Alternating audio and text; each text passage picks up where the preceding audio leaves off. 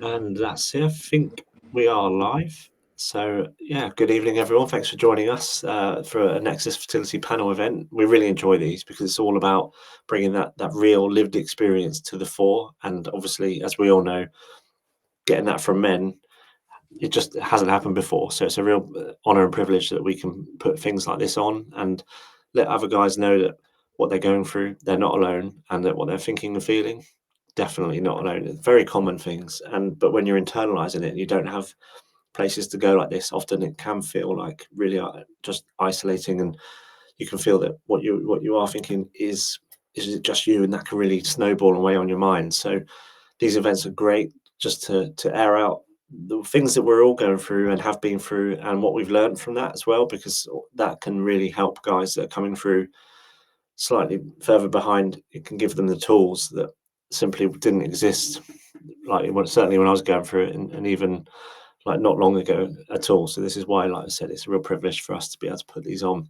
So we got three awesome lads tonight as part of this this panel. I will be hosting and guiding them through, but I don't think I'm going to need too much because they're all legends, and they've all got amazing stories and lots of experience to share.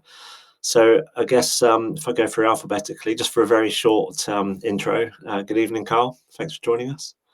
Oh, thanks for having me. Oh, it's our pleasure, mate. So if you could just give a bit of an overarching kind of summary of what's brought you into this space and where you're at now. So me and my wife, Catherine, were trying for a baby for about a year and a half towards 2 years, with no success and no luck. After some initial tests, everything was looking good on her side, but they diagnosed me with just a low sperm count. They did find a varicocele, but nothing that they felt sizable enough to really operate on or make any real difference. So we were put forward for ICSI. Our first round of ICSI we did at the beginning of this year.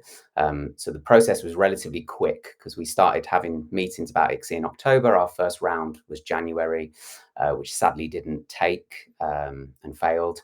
We then went for a second round of ICSI a few months later, and we had a positive pregnancy test, which we were obviously elated about, but we sadly had a miscarriage at about the 8-week mark. The baby hadn't grown from 6 weeks, and then they found no heartbeat at 8 weeks. So we went again with a fresh egg collection, and we're now on our third round of IVF, and that's where I'm up to. Amazing. Thank you for sharing that. And obviously, I've spoken to you privately, but I'm sorry to hear of what you went through. It's so tough, but it just shows your strength and resilience to keep going, but also be here tonight to share what you've been through and to pass on some of that experience for others. So thank you, Carl. Good evening, mate. How are you doing? Hiya. Hi, you guys. Hope you're all doing all right. My name's Rob, as Sean's already said. Cheers again for having us on as well. Our journey started a couple of years ago, similar to a lot of others as well. Wife was initially diagnosed and then misdiagnosed with polycystic ovary syndrome. I was then sort of half investigated and told that everything would be okay off the back of a semen analysis. Did a little bit more digging, did a bit of research, and it turned out, again, similar story to a lot of others, about basically discovered a varicocele. They wouldn't treat it on the NHS, they wouldn't treat it through my doctor, they wouldn't really entertain it at all, so had an embolisation privately. Me and my wife then underwent our first round of IVF in November, and after only retrieving 2 eggs and basically preparing for our second round of IVF, my wife was fortunate enough to be pregnant. We welcomed our baby daughter into the world 6 weeks ago, which is obviously good and positive, but my main message and my main sort of background and story is about fully investigating everything and sharing stories within this kind of space to find out what else is out there rather than just taking the word from the GP. So, like I say, fortunate enough to have a baby daughter, but that's a bit of a background of our story. Awesome, thank you, mate. Congratulations. That is really good news, and yeah, it takes a lot to get there, but yeah, you've shown that you just keep putting those days and weeks, chalking them up, then you can get where we all so badly want to be. So thank you, Rob. Sean, good evening, mate. How are you doing? Hi, Sean. Good evening, everyone. Thanks for joining us. We hope that you find any part of this very useful, especially if you're just about to embark on an IVF journey of your own. So my name's Sean Farrell. I'm proud to say that I'm engaged to my wonderful partner, Bronte, and we've been trying to conceive since we lived together realistically for about 5 years. And we just thought one month after another, every time Bronte got her period, that it could have been this or that. So after the first couple of years, around 3 years ago, Bronte went to the GP and did the standard thing of going to have a referral, which took about a year. And then in between that year, I went and had a semen analysis done, which unfortunately showed no sperm present. Like most men in my position, we had that initial thought of it must be incorrect. So I had a second semen analysis on the NHS, which also showed no sperm present. And then we followed up with a private consultation to make sure that that was the correct diagnosis. I then had a fine needle aspiration surgery in April 2024, which is similar to a microteasy for those of you that don't know. And that showed that I have a diagnosis called Sertoli-Saloni syndrome, which means I can't produce sperm. So at the moment, me and Bronte are still trying to conceive, but through donor conception, and we've welcomed that, and we've got over a lot of hurdles regarding the donor side of IVF and wanting to build a family, and we're just currently going through our first round of IVF with the hope of a positive result at the end of it. Yeah, thank you for sharing that, Sean. And literally, you're in the space and the phase that we're talking about tonight. So, hey, why not start with you? The practical side, the injections, the appointments, all of those daily demands, and the impact that you see on your partner, which is hard to see and deal with. So, what I was going to say, what did you do? What are you doing? What have you done to help Bronte navigate that and play your part? Yeah, so for those of you that haven't been through this yet, I would warn you that it takes a few weeks in total. I think it felt like it was only going to be a week or two, but from the moment that you're preparing for that first cycle and collecting drugs and getting your prescription from either the clinic that you're at or a private prescription, the whole thing can take weeks of planning and preparation, and so that element of it, Bronte took the lead in terms of making sure that we were prepared, and then that's where I came in. So from the physical side of things, every injection that Bronte had, I did, and that's purely just because Bronte didn't want to do the injections herself, and we thought of all the things I could do from a physical point of view, that was one that I could help her with. So I did all of the injections, which last about 10 days. At first, we just did Gonal F, which is the stimulator drug. And then about 3 or 4 days in, we started doing Cetrotide as well. So we were doing 2 injections a day every evening. So it was the timing, it was the prepping, the positive reinforcement, the getting the ice block out of the freezer half an hour before, just to numb the area, all of those kind of things. We even incentivized it, we just made it as fun as we possibly could, and just tried to make Bronte feel as comfortable as possible and as stress-free as possible. The way I would describe that is, if you've ever sat next to anyone on a plane and you're going through turbulence and you don't like turbulence, but they don't like it even more than you sometimes have to mask how you're feeling. And that was really something that I would say is a great analogy for how I got through those injections, because I didn't want to do them. Ultimately, it was scary. And, I felt bad for doing it. And I was also worried but I could see that Bronte was far more worried than I was, so I just pretended to be okay in that moment and got through it. And then after each injection, it just got a little bit easier. And she was fantastic towards the end, you know, just got used to it, just as everyone does, injecting themselves or having their partner do it. I think it's fantastic that women can take that to their bodies after such an awful journey to even get to that point. So yeah, the physical side of things, being there for every appointment, making sure that I was available, speaking to work, making sure that they understood that I wanted to be there for every scan and all that kind of stuff. So I really just tried to be there as much as physically possible for Bronte during the injections and the scans and things like that. Yeah, that's awesome. And this is why it's great doing this, because you said something there that, like, I was like, what a great idea. Ice to numb the area. We didn't do that. But it sounds so obvious now, but when you're in the midst of it all and you have all that, the pressure and the emotion, it sounds obvious, but often those things aren't so obvious when you're in it. And if no one suggests it, then you just don't think of it. We went through it like 3 times and we never even once occurred to do that. So like, that's what I was saying, like these little bits could be an absolute lifeline for someone else who might be struggling with that bit of soreness and pain.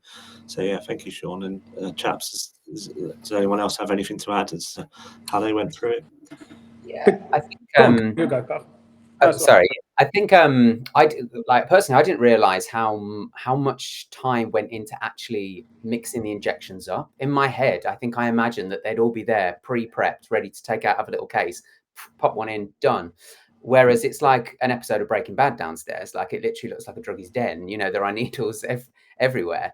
And so I think even if, because Catherine was always quite, she really enjoyed, but she enjoyed taking the control of doing the injections herself. And whilst I kind of offered and said, you know, I would do it, she felt very much like, I want to do this bit. Actually, this is the bit that I want to do. But I'd say even if your partner wants to do the injections herself, another option is to be the person, you know, mixing it all together. Do you know what I mean? So that you feel that you've had a part in that as well. Because that as well, there's a lot to that. And in my head, you know, I was like, oh, we'll always be at home when we're doing this, but we've been injecting at weddings, in bridal suites upstairs, or wherever we've been, you know, trying to keep these social things going at the same time. So yeah, that's kind of my take on our experience of that. Do you have something, Rob? It was just similar to what Carl was saying there. I think a big thing is to sort of understand your partner and understand the relationship that you're in to a degree. My wife was similar to Carl's partner there, and she wanted to do it herself. So it was like, fair enough. Obviously, you want to do it yourself. How can I help? So, like you say about prepping it early or keeping an eye on the timings, just sort of being there. But it don't mean that you need to be all in. Like if your partner wants you to be all in and in and amongst it and doing it, absolutely. But as long as you sort of understand what your partner wants or what your partner needs, sometimes saying nothing is the best answer, or doing nothing is the best answer. As long as she knows that you're there supporting you. Doing nothing doesn't mean take yourself off into another room, but just sort of watching, understanding, just being there. It doesn't mean you need to physically jump in, because maybe your partner doesn't want that. The other thing as well, I was just going to touch on after what Sean said about sort of a work side or an appointment side. I was very open with my work about it, and I spoke to my HR boss, and long and short, I was the first person that has gone to her in the 16 years that she'd been working to explain that we were going through IVF. She had to check with policies down in York to see what the policy was regarding appointments, regarding scans, and there is a policy in place at my work that allows me to go to every appointment. 3 or 4 other guys at my work that had been through or are going through IVF, and they were taking holidays, they were doing shift swaps, coming in on overtime, ducking and diving to get out here and there. So a big thing, if you are a bit concerned about your work or about going to certain appointments, is if you can, and obviously do it as discreet as possible as you want to be, but ask the question, because you may find out that there is a policy in place that will allow you to go to these certain appointments. So that's just another thing, like I say, regarding work. You might be surprised that the help and support is there without you knowing. Yeah, that's brilliant advice. Because I was doing what you mentioned about your colleagues. I was hiding it, and that was all an extra stress and burden on my shoulders until I opened up to my bosses, and they were like, "Your annual leave is for your holidays. Everything else is for us to take care of." And that, like, it was like a weight off my shoulders. So, yeah, amazing advice. I forgot to say at the outset, people can ask questions if you want. The Q&A is open, and you can ask anonymously if you want to. So yeah, any questions for any of the guys here, we'll come on to them at the end. So yeah, awesome advice from you all there. And what I did as well, actually, just before I started tonight, I was chatting to Carl about how good a cook my wife is.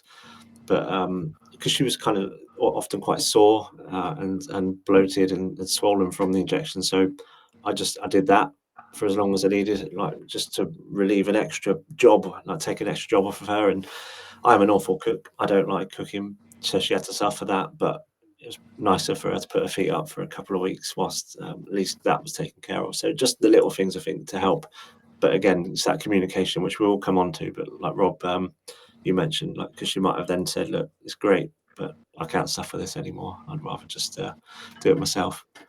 But now, one thing that really I struggled with each time, because like I mentioned, when you're watching your missus go through something that is painful, my wife had needle phobia. Bruising was obvious, and there to see the bloating, the swelling is really hard. So, and because we're all here because of male factor fertility issues, that feeling of fault and guilt, like, yeah, it's very, very hard to deal with. So be interested to see if you boys came up with like any strategies to help, and if any conversations that you had with your other halves helped in that respect. Because yeah, I think that's probably one of the main things that a lot of guys deal with. Certainly a lot of blokes I've spoken to over the years struggle with that as well. So Carl, have you got any amazing nuggets that may help guys?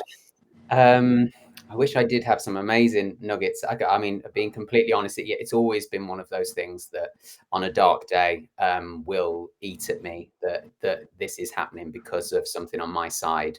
And from the very beginning, I've always tried to air that to Catherine, particularly when it's in those darkest points, and try and explain what's kind of going on.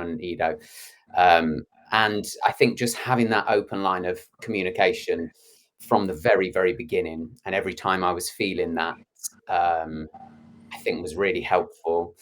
I also think it was very helpful when I did discover, the male fertility crew, because just hearing how many other people were feeling those same feelings as well, just automatically, whilst it doesn't take it away, you just feel less alone with it, I think.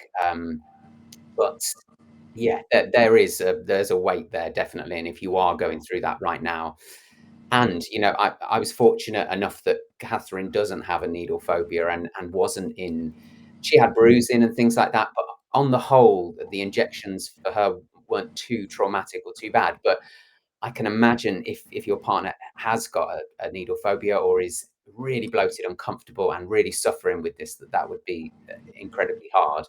And yeah, I think the more you can talk about it and air these things out, even if you feel you can't always do it directly with your partner, but come to somebody to air this and to say it, because those feelings are completely valid.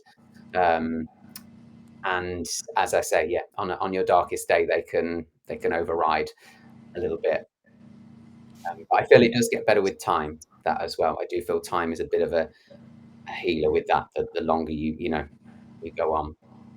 Yeah, that's is true, and like communication is very, very key, like you mentioned. And I remember saying to my wife about my feelings, how I was feeling, and of course she's like, "No, we're in it together." But that's of course like what I know she was thinking, but sometimes it is just hard to really get over that in your mind, isn't it? So yeah, thank you, Carl. And Rob, did you struggle with that at all? Just similar to what you've been saying, to be honest. At times you will think like it is you, but positivity is huge for me personally. Talking about it was a way of me dealing with it as well. You don't even have to talk about it if you're obviously not comfortable. I'm not saying everybody should be shouting about it. That's not the case, but finding these groups can be helpful. Listening to the podcasts on whilst you're traveling somewhere, just finding out a little bit more information about it. I think that was probably more the way that I sort of understood it, especially at the start.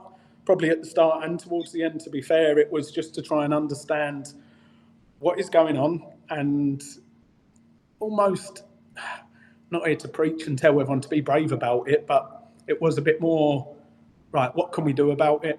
So I discovered what we could do about it. And then once that was discovered, it was almost like a weight off my back. It was, I know what we've got. We've got a bit of a strategy. This is what we're going to do, and we're going to do it together. So at the end of the day, if you're at this stage and you're going for IVF, it's not just yourself that's doing it. You're doing it together. Yeah, definitely. Yeah. Thank you. And Sean, how did you navigate that? We had a very unique situation happen to us not long after we'd travelled back from the Lister Clinic in London, which is where I had my surgery. We had an appointment at Birmingham Women's Hospital for Bronte to have a ultrasound, and it was a routine scan. And then about a month after I got my diagnosis, that scan happened, and there was an abnormality with Bronte's uterus. So for anyone on the call that might have some subfertility or infertility on both sides, I think this will resonate with them, because Bronte found out that she's only got half a uterus. And it was a real big shock to us both, because we thought, how much more bad luck could we have as a couple to have two very rare conditions between us that neither one of us had any previous knowledge about before we became a couple. And to find that information out in your 30s, as a lot of us do, statistically, we find a lot of this fertility information out in our 30s, our mid-30s, when we're about to start thinking about family planning, was a real shock. And so from a guilt and sort of an ownership perspective, luckily for me, I didn't feel any, because we felt that we were both completely in this together in terms of getting through and dealing with one thing after another.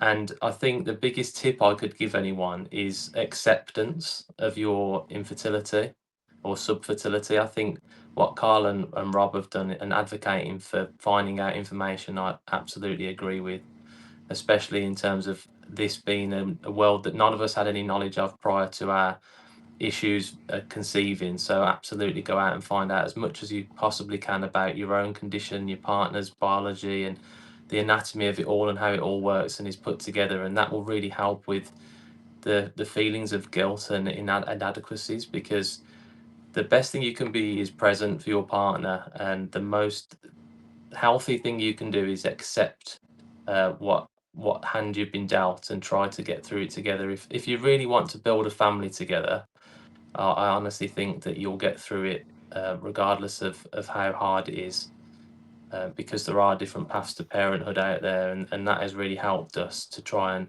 understand why we've had such bad luck. Ultimately, we just want a family together, and we've supported each other through it. Yeah, amazing advice there, Sean. Thank you. And yeah, acceptance is huge. I think probably to not do it a disservice, it could be the subject of a whole other panel, because it's hard to get to that, isn't it? It takes a lot of work, and people probably take different routes to get to that acceptance.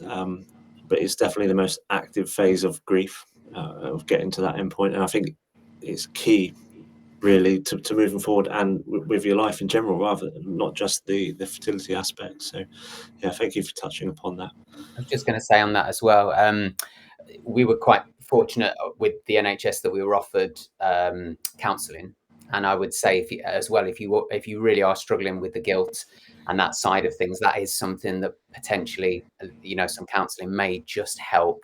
It may just flick a little bit of a switch, or just find those little sparks that you need to start joining the dots together and come to a little bit more of that acceptance. Or if you can have some therapy or something as well, I think it's worth doing. Yeah, it's great advice, because I turn my nose up at it because the counsellors on offer were female, and I was already struggling with my identity as a man and my ego. So I thought, how are they going to understand? But then, having had it later down the line, I realised that I'd just really set myself back months, maybe years, by not. And because, like you said, it's the little things that they're so incredible what they do, that they can, like you said, open and give you those little pathways to just shortcut and get to places quicker, i.e. acceptance. So yeah, thank you, Carl. And that nicely segues into communication, because of course that is usually what happens in those rooms. And we've all touched upon it a little bit anyway, but when you're going through something as challenging as the IVF phase of fertility treatment, communication is key. And Rob, I'll come back to you first on this one, because you hit a great point earlier. Sometimes it's not about being completely active and like saying, oh, I'm going to do this, do that, if it's not right for your partner and what they want. So kind of, did you learn that by chance, or was it something that you communicated and established? Probably something I learned from day one from meeting the missus, to be honest. It's not just by chance, but the more you go through it, the more you kind of understand it, to be honest. The more you understand exactly what it is that you're going through together, the more it is that you'll... Other than communication and understanding, I don't think there's really any other way or word of putting it. You're in a position because you've been together for a while, so you know how each other works. So because you've been together for that long and you know how each other works, you just do what sort of suits and do what fits for you. Like we said before, some people might want their partners doing the injections. Some people might want to be a completely different room. As long as you're there, supporting and being supportive, then to me that's all that matters. So that's all I've really got to say about it. Communicate is key, but understand, exactly like we've all said, understand that communication doesn't have to be 100 mile an hour doing everything, is what I'd say on that sort of communication side. Yeah, awesome stuff. Is there anyone else that wants to add to anything there? Yeah, so I think one of the biggest things for me was during Bronte's injections. We're slightly past that point now, but during that first week where you're told not to stress, not to do too much heavy lifting, do light exercise, all those kinds of things, all of that were the polar opposites to Bronte's day-to-day life. She's very physically active, and does lots of exercise with her horses. And so one of the things that I had to really learn is not to stop her from doing what she wanted to do, but to support her in whatever aspect of day-to-day life or work she needed to do to accomplish getting by. So sometimes you've got to be selfless. There was a part of me that was very selfish around wanting to wrap her up in bubble wrap and protect her and say, don't do too much and eat healthy and drink lots of water, and I'll do all the heavy lifting for you. So obviously take off some of what you can, but just accept that, they've still got to go to work. Your partners have still got to go to work. There's no job out there that's going to leave you alone for the entirety of your IVF treatment. And rather than put pressure on them, take that pressure off as much as you can, even if that includes doing the heavy lifting, going to office trips, going on work events and things like that, and just really just holding their hand and trying to do as much as possible, as well as the talking element. I think Rob has hit the nail on the head. If you've started a trying to conceive journey together, you probably know each other quite well by now. So understanding your partner is really, really invaluable. and talking all the time, just chatting about everything, exactly how you're both feeling. Use yourselves as a way of doing therapy if you don't want to speak to a third party, and try and keep those open lines of communication all the time, because the more you understand each other, the easier every day gets, because it's really a roller coaster of emotions. Yeah. Advice. I absolutely agree, and what they both said. I feel like sometimes for men there's maybe it's a bit more of an old-fashioned thing, be strong for her, be strong for your wife, and these kind of things. And again, everybody will be completely different, but the way me and Catherine have tried to navigate this is we try and be strong for each other, and we try and pick each other up as best we can, in the hope that sometimes one might be on a good day, one might be on a bad day, and so we can kind of level each other out. Sometimes it is that we're both on a bad day, and we try and lift each other up. But because I asked the guy when we got the kind of brief through for tonight and these subjects, I said to Catherine, how do you feel about this? And she actually said, I actually wrote it down because I was like, I have to remember to say it, but Catherine actually said it found it more helpful when I was showing vulnerability, because it showed her that she wasn't alone, and that actually all those feelings that she was feeling were valid because I was feeling them too. And so in a way, it actually connected us that bit closer. Whereas she said if I had been like, strong, macho for her, she said it would have actually made her feel more distant and more alone. Whereas if we were vulnerable together, it would help. Yeah. Oh, that's really, really nice. I like that. And yeah, she's a good egg. I'm not just saying that because she's watching. How did you? Oh, you can see it. Okay. You said something earlier, actually, Carl, which reminded me of something. But it's when you mentioned that you did some of your injections at a wedding, and that would have taken a lot of communication. I'd imagine leading up to it. Should we go? Can we do this? Yeah. Are we going to be present? Are we going to enjoy it, knowing that that's in the back of your mind? I think that's a really important point. But you did, and you carried on with life. Yeah.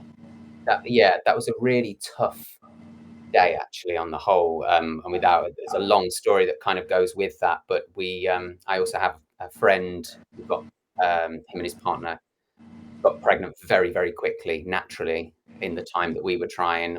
Our babies were due literally on the same day. They've carried on to have a healthy pregnancy, and I'm glad. I wouldn't wish this upon anybody, but we miscarried, and we're sat opposite that couple at this wedding. And he's a really dear friend of mine as well. So that was a tricky situation to navigate, as well as doing injections at a wedding. So yeah, we tried to be the groom, who's one of my best friends, knows everything, and we'd been very open with him, and we explained in the weeks leading up that we might need somewhere to do this, and he was brilliant and had arranged a space that we could go and use at this time. But again, like you said, Sean, it all takes pre-planning and all those things you have to think about. Try and get through these social events if you want to. My friend was very much of the understanding that if this was starting to get too much closer to the day, he said you duck out and it's okay, or even if you just come for a bit of the day, or I think if you can have those honest lines of communication, not even just with your partner but with those closest to you, hopefully it should make things a little bit easier and better. You'd be surprised how amazing people can really be. Yeah, I've said it before, and I'd realised when I told my friends how amazing they were, I realised I'd robbed myself of that support for all that whole time. And that's incredible how they were, and some amazing points that you raised there about we're all talking here. Well, they've started out about the physical side of it, but actually it's the mental toll that goes with it. Can we put ourselves in that situation? And that goes for every day. It's everything you do, isn't it? But then it's almost shone a brighter light shone in events such as that. And Carl, I'll stay with you for a minute because I want to touch upon how you you've mentioned before how you and Catherine, sometimes you might be up, sometimes you might be down, but it's finding that kind of shared strength together in those times and bringing each other along. So when you did suffer setbacks, so, such as your unfortunate and sad miscarriage, how did you navigate that together? And not just setbacks, but were there some wins that you were able to celebrate together? And how did you do that? And did you ensure that you celebrated those as well as, deal with the setbacks? Yeah, absolutely.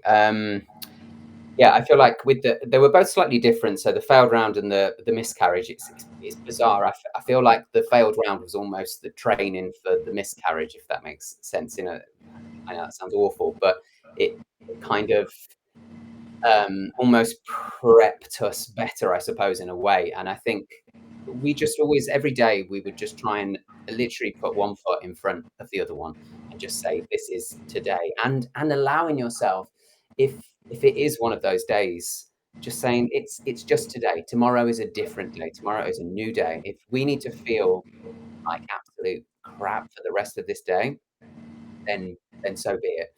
And allowing that to kind of happen. We always had a thing where we said, if we could just get the basics in there, so sleep, water, and a bit of movement, whatever that might be. It doesn't have to be a crazy workout in the gym. If it was just taking the dog for a walk that day, but something that where we were outside or moving, if we could just do those three things and make the bed. And that was the other thing. If we could get up out of bed, drink water, and as I say, have those other little things in place, then we'd celebrate that as a win, every time.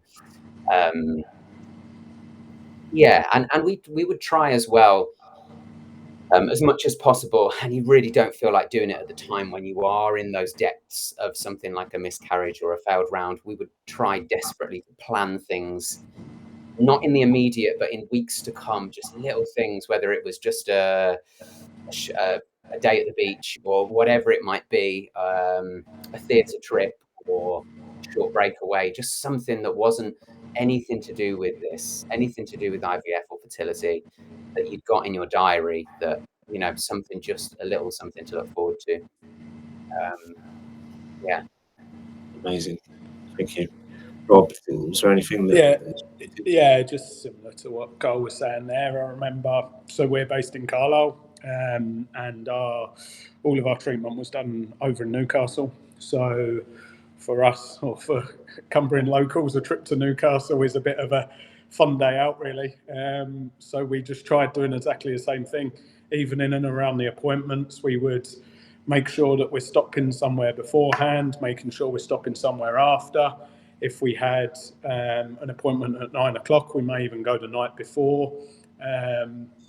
It was just trying to find them small wins on days that might not feel like a win, or days that you almost feel like some people wouldn't class it as a win, but to yourself it is a win. It's just trying to keep your mind busy without it going too far was the main thing. What a lot of you probably find as well is, with everything happening, sort of, although it was so quick, it was also so long. So there was like mini hurdles. We didn't deliberately break it down, but it felt like we were breaking everything down as we went. So our sole focus for the weeks, which turned into months, was literally, when is the next appointment? When is the next scan? Right, if we get through this, then we'll do this. If we get through this, then we'll do this. So it wasn't to try and think of anything like as a whole or in a big picture or any end goal or anything like that. It was very much, we've got an appointment on Friday in Newcastle. Where are we going for tea afterwards? So we'll go to the appointment, have the tea, and then come home. And it was so mentally draining. I remember as well, my partner, she's a squash coach. There was days where she'd have like coaching sessions booked in the afternoon, and it was like, no, just take yourself, give yourself the afternoon or the evening off if you have that luxury. Obviously, I don't know what people's jobs are, but it's a lot more draining than you think. Even if it's an hour appointment, I remember that hour could knock you out for the day. So obviously be as strong as you can with it, but prepare yourself to a degree that it is a mentally tiring day. So even if it just sounds like an hour appointment, have something to look forward to after. I think that was a big part of how we sort of managed each appointment, if you like. Some awesome advice there, Rob. Thank you. Sean, I don't know if you had anything you just wanted to add in there at all. Yeah, so great point by Rob about things taking you by surprise, knocking you out for the whole day, even though it was just an hour a long appointment, and that travel time between appointments. When you're coming back, you are exhausted. And for those of you that have got to then work, you'll know that it's pretty much a write-off. So absolutely prepare as much as you possibly can, because there's an awful lot more that goes into it that just looks like it is on paper. You will receive a lot of support from those around you in terms of the excitement and all of the other things that come with it when you're sharing your journey. And I think one of the things that kept us together was that mutual understanding that it isn't exciting. We really knew what was happening between us because we were living through that. And just keeping each other sane really is really, really important, and trying to remember that you're doing this for a reason, and you've got to be as strong as possible together. One of the things that we said to each other very recently, because you will get blindsided by fertility, you'll think things are going to happen, and you'll get told them at a primary care setting that everything on paper looks fine. And then when you actually start treatment, as Rob alluded to at the very beginning, in terms of the numbers that you're actually going to generate from things like egg collections and embryo development, they're probably not going to be what you expect, unfortunately. And every situation is different, every couple are different. But one of the things that we said to each other recently was, don't look back, because we're not going in that direction. And it sounds really, really cliche, and you find yourself feeling a bit sick at all of those cliche things that you say, but it really is important to think like that, because we could have felt very upset and resented what we were getting out of it, I suppose. We were really looking at how could we have done things differently, and why hasn't it worked out the way we thought it would. But ultimately you need to try and look forward and focus on what's ahead of you, because there's no point in dwelling on what's been and gone, and just try and focus on the next step. Yeah, amazing advice there, Sean. And the thing is, cliches are cliches because they're true. Like they just get overused and regurgitated, but they all do make perfect sense for the circumstance and the situation. So yeah, thank you for that. I do like that, and we were the same. It's like kind of just keep pushing on. Like sometimes you do need to just take a pause, but not dwell in what's happened, and then just pick yourself up and move on. Like similar to how Carl mentioned earlier as well.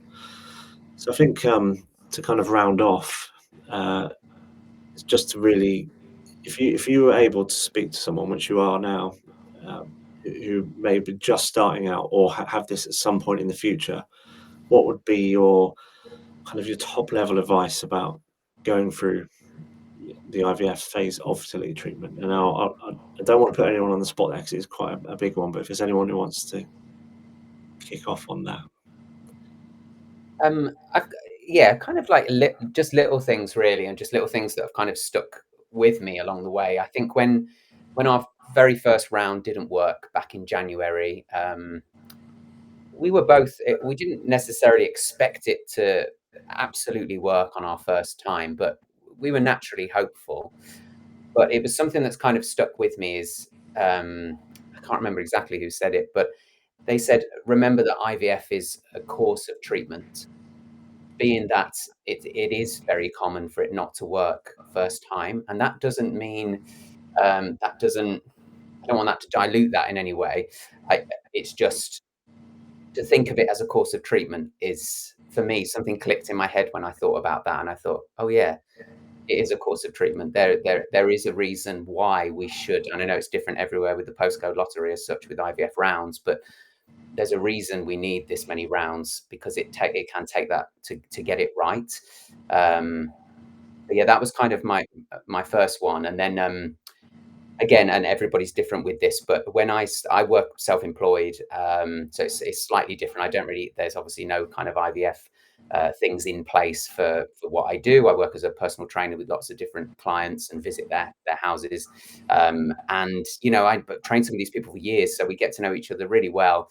And from the very beginning, for right or wrong, I opened up about what was going on and with the IVF stuff. And for me, that was super helpful in many ways. One, because I couldn't, but lots of them are families themselves and have IVF children. So it opened my eyes and went, oh my gosh, your kids are IVF. And then another client would say, my children are actually IVF. And all of a sudden there was like this understanding, and it just opened my eyes up to how many people were going through this around me that I had no clue. Yeah, I don't know. I found comfort in that. So you start to find your people. Thank you. Exactly. Yeah. Exactly what Carl says, to be fair. There's more people that have been through it than you think. And again, for me, my one piece of advice, if you like, is something that I've always said and I always believed, and that is, if you've given it your best shot, whether it works or whether it doesn't work, then you can't ask for anything more than that. It doesn't have to go to the extreme of, although like I've gave up drink for about 2.5 years. I haven't had a glass of coffee despite working for one of the biggest coffee factories in the UK. I've just kind of tried doing everything within my control to give myself or ourselves the best possible chance of it working. And then if it worked, if it didn't work, then what can you say or do? As long as you can say, I've given it my best shot, then you'll never sort of hate yourself, if you like. I didn't want to go through this and look back in another 10 years and find out information that I didn't already know, or not do something which I found out which I knew that I could have done and sort of decided not to do. I think if you give it your best shot, see what happens, and you never know. That's my piece of advice. I love that. Thank you, Rob. Sean, did you have anything at all?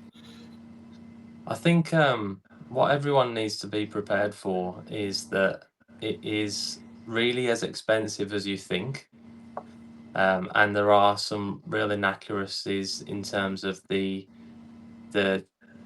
initial consultations and the reality of what you might get out of IVF. I think be prepared that anything can happen on the day.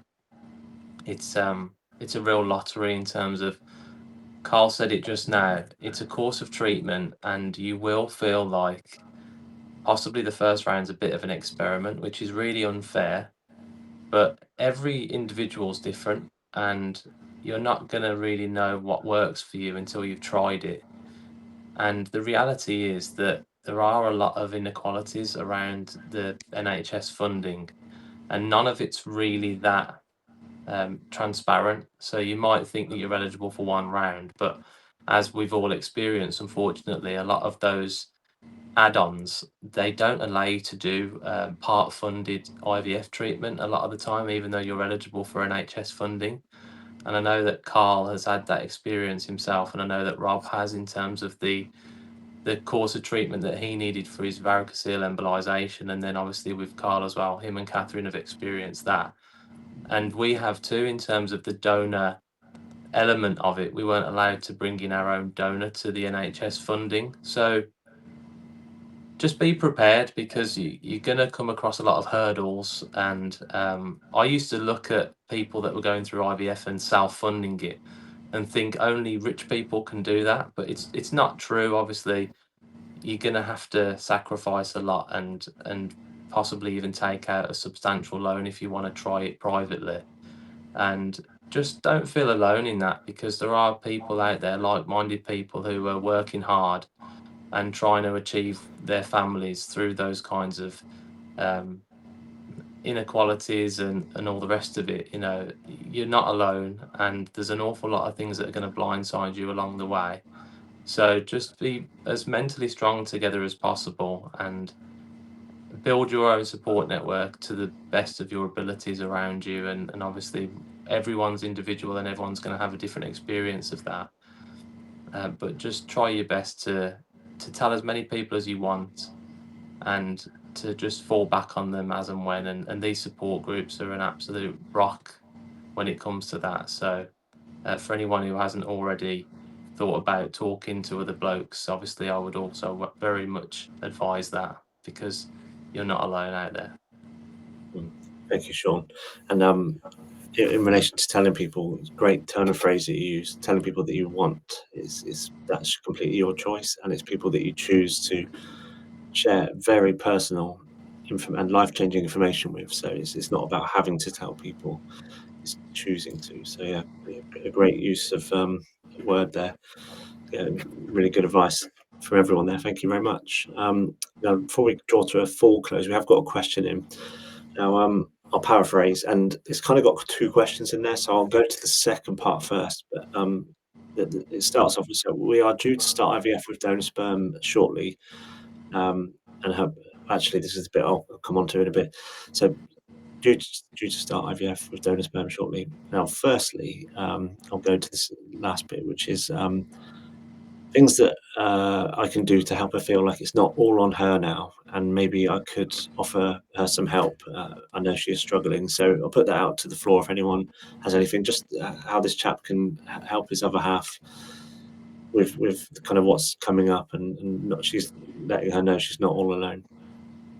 Yeah, I think a lot of that is going to come down to terminology and talking about your future together. You're going to have to sign a lot of consent forms if you haven't already, in terms of being that, hopefully that person's legal parent when you go through that journey. And I think you'll know yourself, Sean, and you'll probably give some really solid advice here in terms of that that feeling that emotionally you're completely that person's dad, that person's father. Genetics is a big thing for all of us. We're all going to grieve it, especially if you've been told that you can't pass those on. But I think I've met a lot of blokes out there that have had really good, stable, strong relationships with people that aren't genetically linked to them, and they've formed father figures with those people as well. And so just talk to your partner and let them know that you're still going to be just as much a part of that child's life as you would have been if it was your sperm that you were able to use. And I think that goes a long way in terms of, making them feel like you're in it together, really.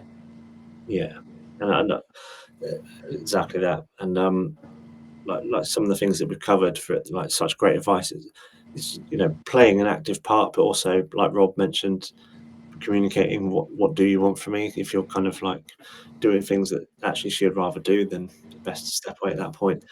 And I feel like thanking her for what she's about to do, and even during as well, because it can be really testing, and just saying thank you for doing this for us. I appreciate what you're putting your body through, and mentally and emotionally as well. And I'm here for you. We're in this together. So reminding, like you've said, Sean and others, is that you are in it together. And just those reminders, really, that you are there for her for whatever she needs. And the first part of that question that came in, the reason I put this 1 second is because I do have to slightly caveat that it's kind of it's a bit medical, and we don't want to go down that route of giving any kind of like medical or dietary advice without training. But I'll ask it because someone may have direct experience and may be able to signpost. So this chap's other half needs to get her BMI down. She's a healthy weight, but she's 5'2", so small in height. And so she's already going to the gym twice a day and swimming and eating clean, trying really hard. And they should be starting the meds for the IVF in 3 weeks. So is there anything I can do to help in terms of helping her prep her body for IVF starting soon, i.e. certain foods that she should be eating or things that she shouldn't be doing? Now, like I said, if anyone's got any lived experience about or things that they've been told recently, but we do have to caveat that this will be subjective to whoever's answering. But I don't know if anyone's got anything there, guys. Again, yeah, as you say, this isn't from a medical point of view at all. When Catherine was trying to get herself in the best kind of health as possible, and egg health as well, there's obviously lots of different advice and different things coming in. Yeah, and I think it is just navigating your way through that and trying to keep it as simplified as possible. So I know we spoke before about alcohol consumption and things like that as well. Just those small cuts for now, you know, of just of getting rid of alcohol for now, and just trying to be as active as possible and outside walking. Catherine as well very much started to, I hate the term clean eating, because what does it really mean? But go quite simple with things. So her absolute go-to lunch was always Mediterranean vegetables, which are nice and easy, I suppose, because you know, a lot of the supermarkets do those prepped ones that you can just chuck in the oven straight away. A protein of some kind, whether that was salmon or chicken, and then almost just those you know, the grains from a pouch kind of thing. So keeping things very simple as best she could. She was also drinking a fair amount of, I think it was pomegranate juice as well, I think, and lots and lots of water, as I know we've covered as well. But again, I feel like any other advice would just be Instagram tidbits that are just coming through, you know, or bits that you hear with no massive scientific backing or evidence, I suppose. Yeah, exactly that. And I'd say that's what I was going to say as well, is just be careful. Any advice or things that you're seeing online, just be careful who it's from and make sure it's verified. Dr. Tim Child does a lot of live Q&As, which are always recorded and still on his Instagram. And he's done quite a few with Ro Huntress, the fertility dietitian. So there may be something in there. Usually in the captions, he mentions what's come up in conversation throughout the Q&As. So you may find something there. But what I would say as well is that, you know, you're both, and she is already doing so much, you know, like gym twice a day and stuff like that. So try not to get like hyper stressed and focused on that, because that can also be detrimental. So, you know, you're already doing so much, and the fact that you're here showing up to see how you can support her as well is, you know, admirable, and hats off to you both, and we'll all be thinking of you. So One thing guys, I'd add to that, Sean, sorry, is anyone who spent 5 minutes looking at Instagram just today will know this. So I'm not professing to be the first person to say this phrase, but the biggest thing is ultra processed foods are more prevalent than we ever thought they were. If you're a millennial, for example, a lot of the things that we ate as children, you wouldn't give to your children now.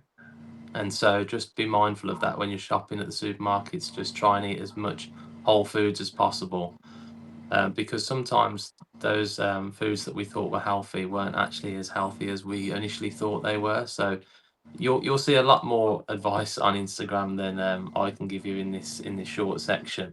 But you know, just ultra processed foods, knock them out of your diet as much as possible, and it'll go a long way. I remember I didn't have any lunch recently at work. I went to a shop and I thought, I'll buy some chicken breasts. You can't go wrong with that. And actually, when you looked at the ingredients, it's like there's a lot more than just chicken in that. So it's really worrying. You know, not to mention the fact it's in plastic packaging. Another question has come in. It says, did anyone find that there are any points of tension that certain parts of the treatment or process caused that were unforeseen? And it also says, thanks for the great advice, guys. So any certain points of tension or parts of the treatment that were unforeseen tension points? I don't know if anyone has anything there. I think, I don't know if Rob and Carl would agree with this, or even yourself, Sean, but you will probably see quite a drop off in numbers when you're going through that initial sort of follicle count. When you're going through the actual treatment, the injections, you'll see a very high number of follicles versus what you'll actually get as matured eggs, and that can be quite a stressful situation for you to be in. And I think they're the big tension points in where you're both feeling really upset and really stressed, because you think, I'm paying a lot of money for this, or I'm putting a lot of effort into my diet and going through these injections, so I'm expecting this to be a really good result.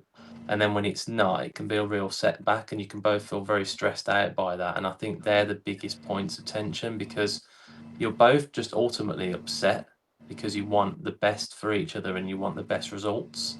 And you think sometimes because you're in these clinical settings that you're going to get great results, and you're not, unfortunately. The reality is that a lot of us see a very different situation to what we would hope for.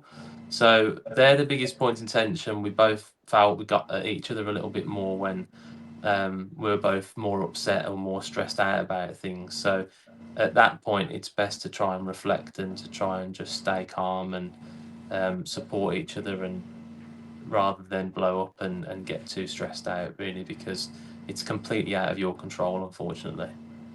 Yeah, absolutely. Yeah, what Sean said, those egg collection times can be super stressful. And I feel like so much of IVF is waiting for something. You're waiting on something else for day 3 or whatever it is, or you're waiting to know how many eggs have fertilized, or then how many have made it to day 5, and what's made it to blastocyst level. And just as Sean said, like, we had a similar thing where 10 eggs collected. I think it was 8 matured, 7 fertilized.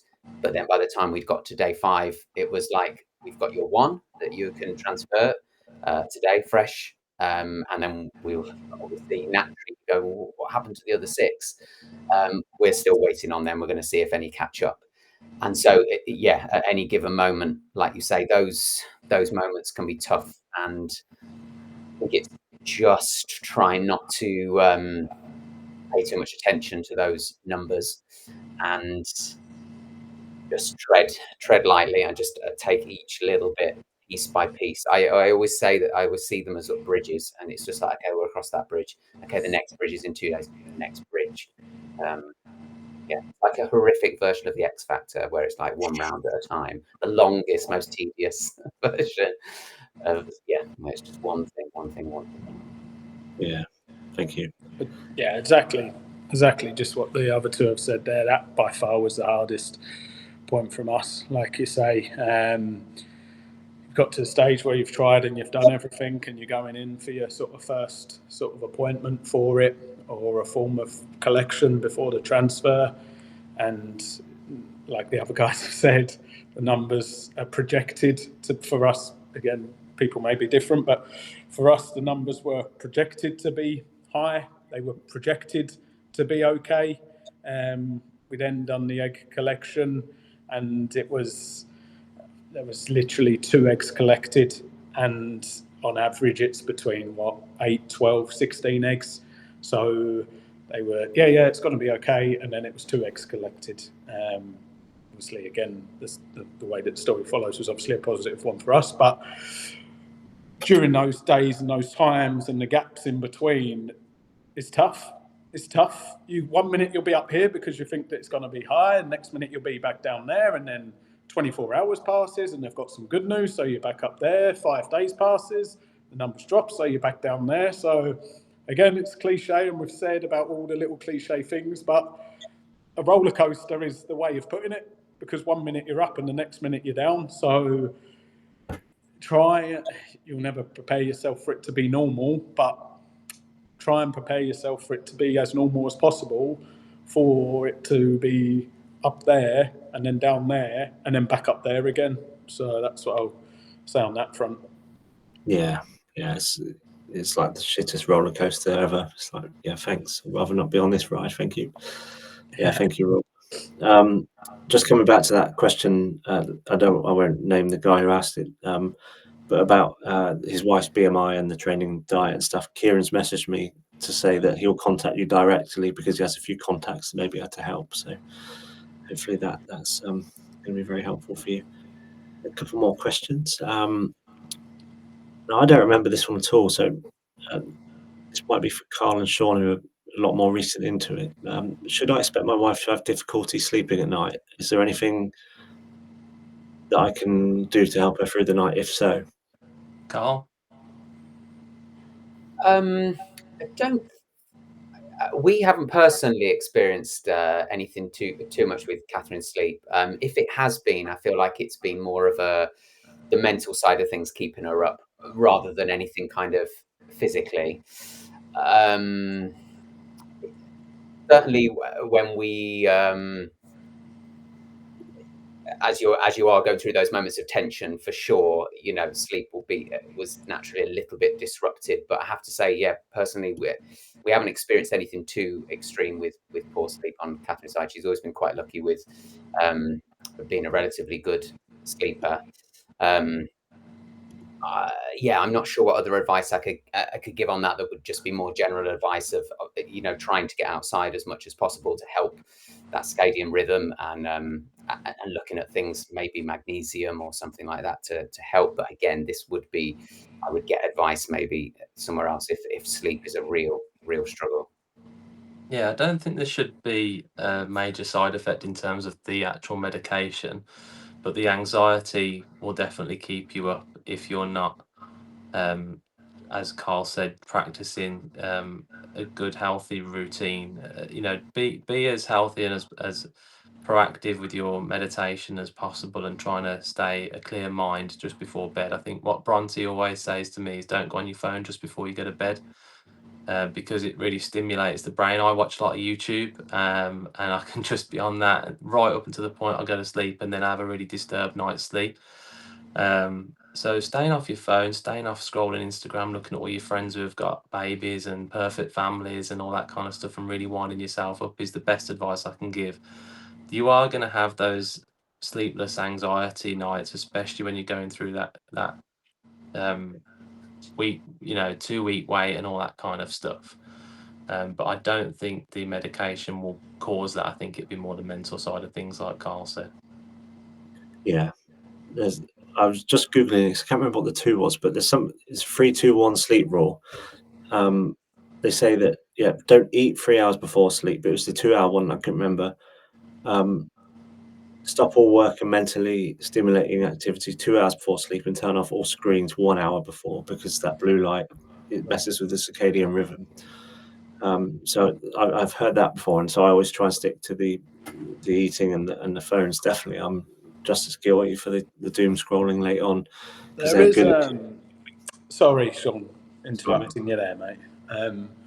There is an app, I believe it's an app or a website, and it's called Sleep Restore, and there's one called Anxiety Release as well. I've sort of got and been advised to use it for things not fertility related, but those two there, I believe, do help for a lot of sort of listening and processing and just sort of understanding sleep and anything sort of anxiety related. What we did in and around the IVF a lot was reflexology and Reiki as well. Again, kind of related to a degree from the mental side as well. But I found, especially when I was having any sort of real tough times, I'd have a session of reflexology, and it would just sort of give us quite a nice release in the body, a bit of relief mentally, and yeah, they're the things that I found help. So it's sleep restore and anxiety release, as well as the reflexology and Reiki that I've personally found has helped. So they might help others out there. Yeah, I have to say as well, Mhm. Catherine found acupuncture very helpful as well, if that's something that's available to you, or she really, has really gotten into that and has found that has been very calming. I think that might have helped as well. Yeah, but I'd say actually from a drugs point of view, I was just thinking, as the other guys were as well, but how they actually, if anything, made her more and more tired. She was actually, certainly when she was on the heaviest of the drugs and the hormones, she was actually taking naps during the day as well as sleeping a lot. So yeah, I do wonder if maybe that could be a stress or anxiety, unfulfilled sleep. Yeah, great points. Thank you, guys. And the person who asked that question says, apologies if it sounds like a silly question. Absolutely not at all. Like, you can see there the varying experiences, but the kind of common theme that ran throughout was that there is a lot of stress and anxiety here. So I think definitely do all you can to manage that, and hopefully that will go some way to a more restful night. But yeah, just acknowledging that is a tough time, but this is why we've done this tonight, and we are so grateful for the three guys, Rob, Sean, Carl. Thank you so much for coming. it's going to be some amazing help and advice there. Like I said, just things that other guys might not have even thought about, and just to make their journey a little bit easier, and to help navigate what is a really trying time. But as always, we're always here for you. The community is always open, and we've got our monthly online support groups. So if you ever need any more support, ask any questions. That's what we're all here for, and it's a really empowering community, one that we're really honoured to be part of. So yeah, thanks for everyone that's come tonight, and thank you to you guys that have participated in your awesome advice. So see you later. Thank you all. Cheers for having us on. Yeah, cheers again. See you later. Our pleasure. Thanks for coming, guys. Bye bye.